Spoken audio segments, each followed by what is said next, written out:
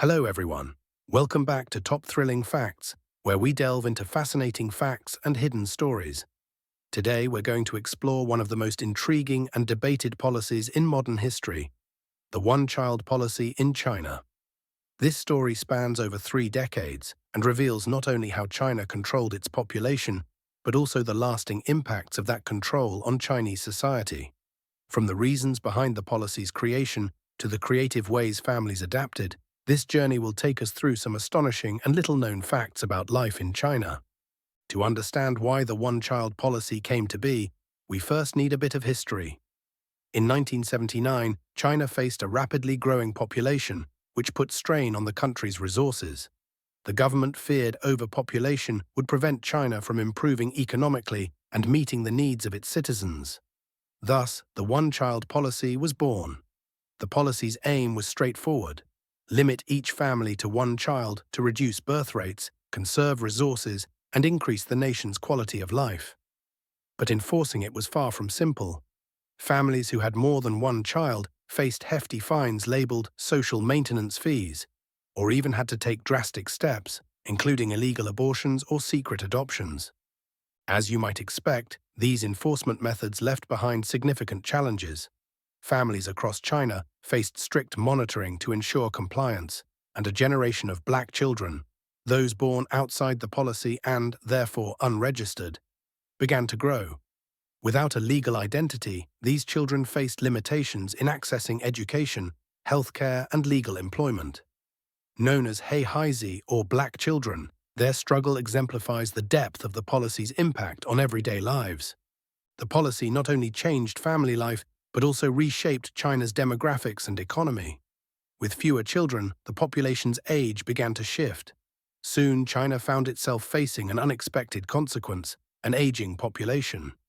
Today, there are more older adults and fewer young people to support them, which is putting pressure on the economy and labor force. Adding to this complexity is the gender imbalance. In a culture that often favored sons, many families tried for a male child, leading to a significant shortage of women. In some areas, for every 100 girls born, 118 boys followed, a gap that still affects the country today. But the one-child policy wasn't the only control measure affecting life in China. Around the same time, as the internet began to spread globally, China enacted the Great Firewall Project, a form of internet censorship that limited citizens' access to foreign websites. Unlike the one-child policy, which faced criticism domestically, the Great Firewall became a symbol of China's unique approach to controlling information. Popular Western platforms like Google, Facebook, and YouTube were blocked. However, people in China didn't lack for alternatives. Local versions such as Baidu for search, WeChat for social networking, and Youku for video sharing filled these roles. The internet landscape in China grew separate from the global web, creating a digital ecosystem with its own norms, influences, and values. This separation wasn't without its workarounds. Many Chinese internet users turned to VPNs to bypass the firewall and access global information. However, government pressure on VPN services soon became intense, making it difficult for ordinary citizens to access blocked websites.